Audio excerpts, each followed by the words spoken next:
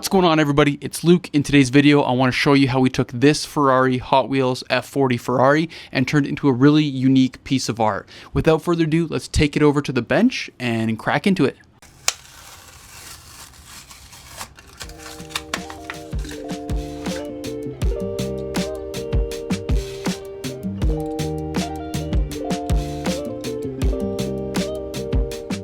While still honoring the original iconic design, I want to make this piece my own. So let's take it apart and start the customization.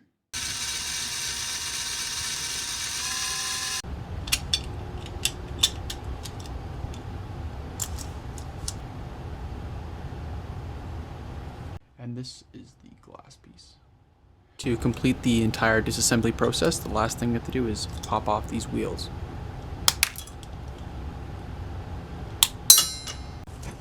This paint remover. So this is just a random mason jar that I have that's filled with aircraft paint stripper. Goodbye yellow paint. Grabbing a cheap dollar store paintbrush like this one, and we're going to remove all of the paint off of the casting.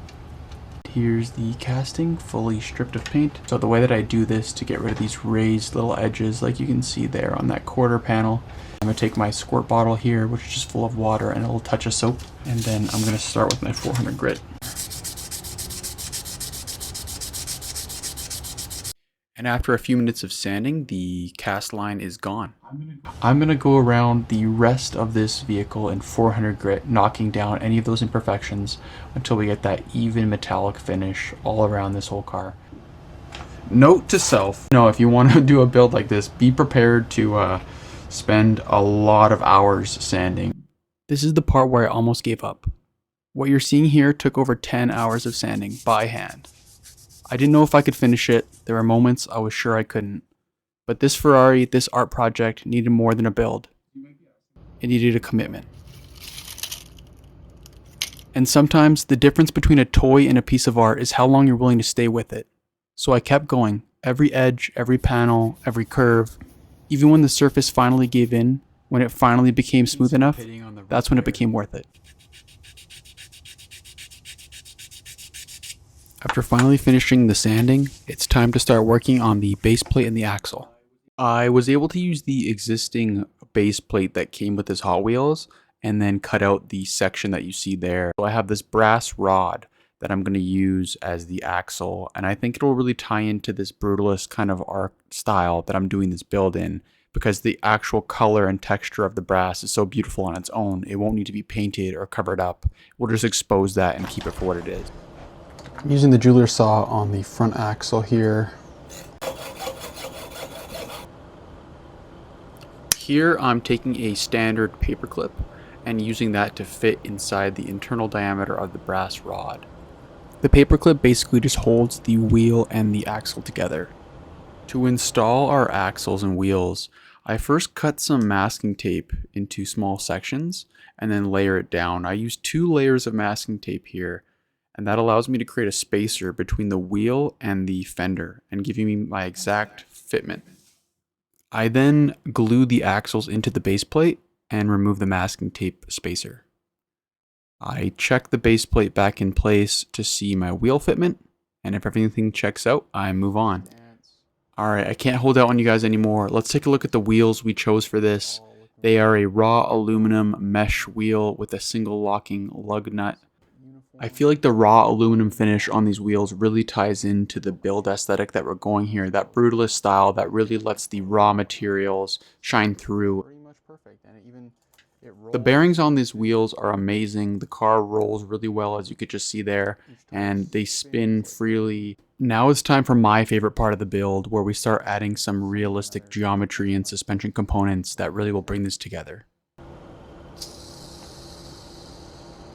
I looked up some reference photos, and the one that stood out to me was so sad. I found this F40 that was crashed by a service technician. Silver lining and everything, because now me building this custom F40 diecast, I can use this as a reference photo. And it looks like it has pretty standard control arm configuration. It's all tubular, so I want to try to replicate that as well as I can.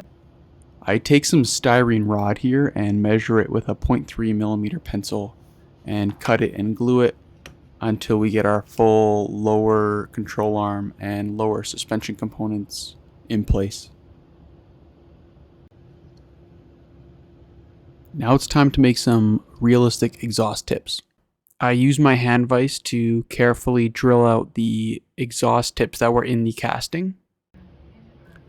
And once those were drilled out, I grabbed my jeweler's saw and I started cutting out the space in between. So I had a fully cut out exhaust portion of the bumper. I then carefully glue these terminal connectors that I use as exhaust tips and glue them into place. I ended up using a slightly smaller one for the innermost exhaust tip, as that's a bit more specific to the design of the vehicle. I then take my rotary tool with a cutoff disc and remove all the extra tubing on the backside of the terminal connectors. I had this thinly woven steel mesh that I'm going to use for the rear grille of the vehicle. I used the existing plastic piece as a template to cut out that steel mesh and then glued it in place in the rear of the vehicle. I had this idea in my videos where I wanted to start using more recycled material, so I have this plastic bottle and I have this cap as well, and I was thinking I might be able to punch the holes out of the cap of this bottle just as a practice to see if we can use more recycled materials as opposed to encouraging people to buy new plastic. We just make the most of what we have. I punched out 4 pieces out of the bottle cap for the taillights. Okay, so I'm gonna run out and use this spray primer, and I'm just gonna quickly spray all of these to get a primed surface.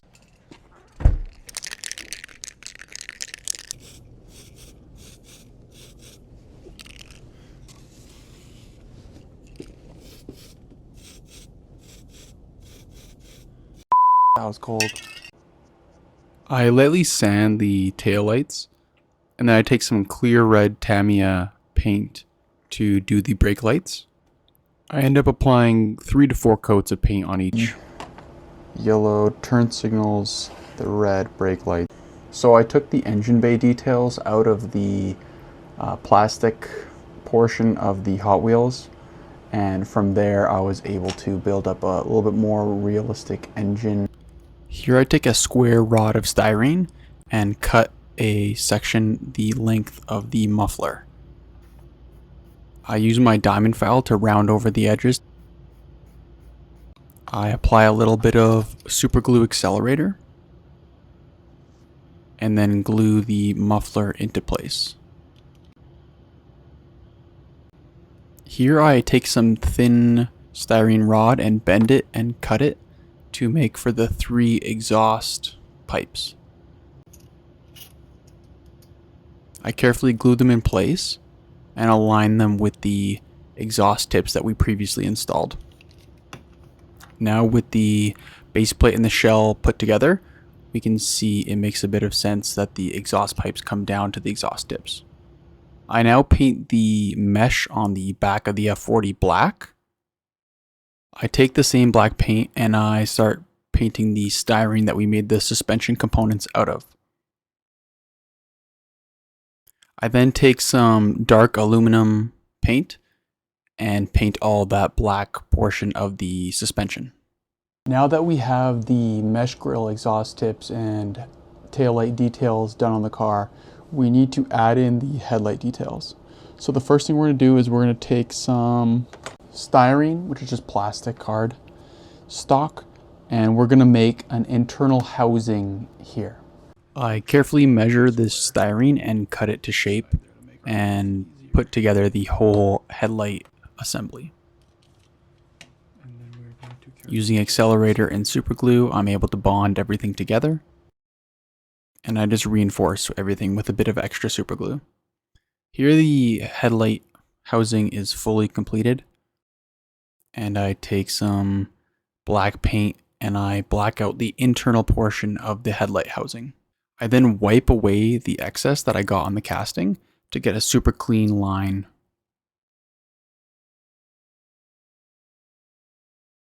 I took advantage of the black paint that I had to paint some of the recessed detail portions of the casting. So I take my leather punch again and punch out a couple of small circles that I can then use my small 0.3mm mechanical pencil to add some headlight details.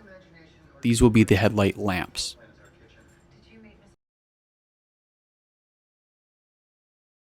I carefully glue everything in place, and the final result looks great.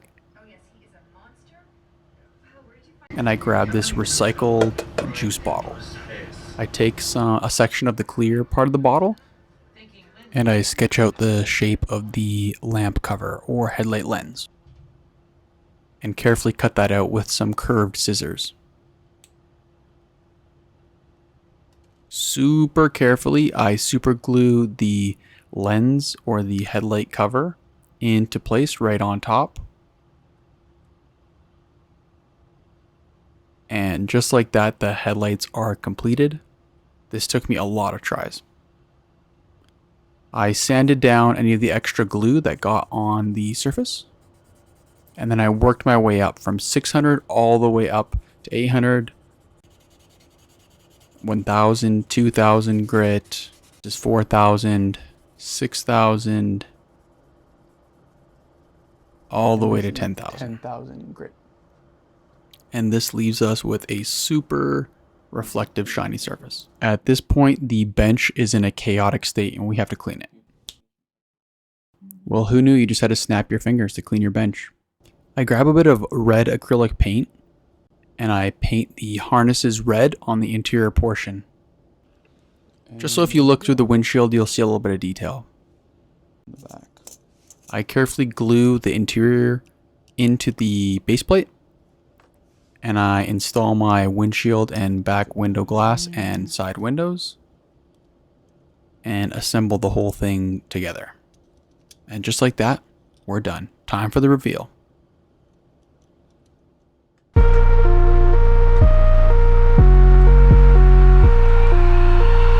Somebody tell me, drop the beat.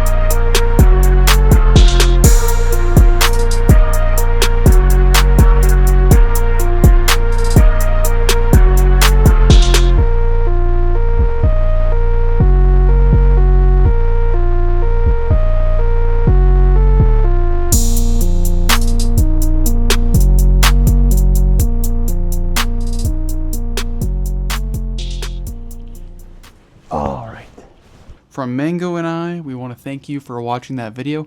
I hope you liked it. I learned a ton. This is Mango. She's my 6-year-old Labradoodle that I adopted about 6 months ago. Her and I are besties. She always hangs out. I have a little small couch on the side here that she's always hanging out with whenever I'm doing a build.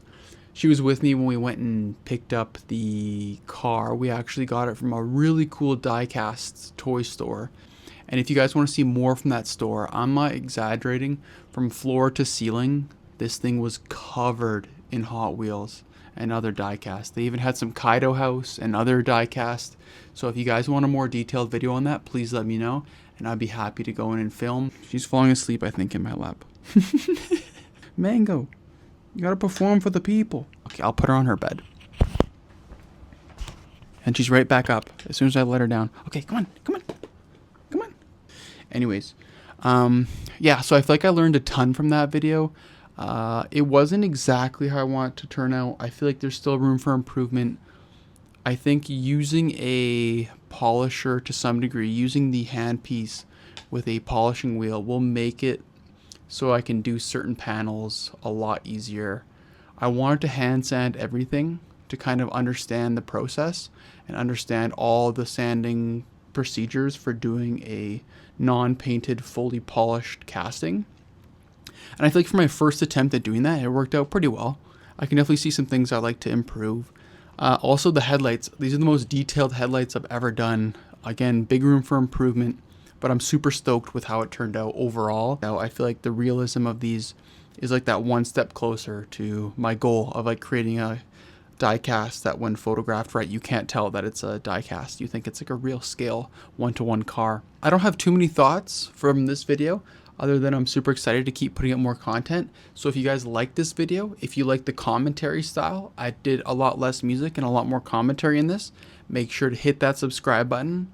That helps the channel a ton. Hit that like button and make sure to drop a comment. Let me know what you guys thought of everything. I read every single comment, so no matter what you guys have to say, I'll be listening, I'll be reading. So yeah, thank you so much. Have a great day and peace out.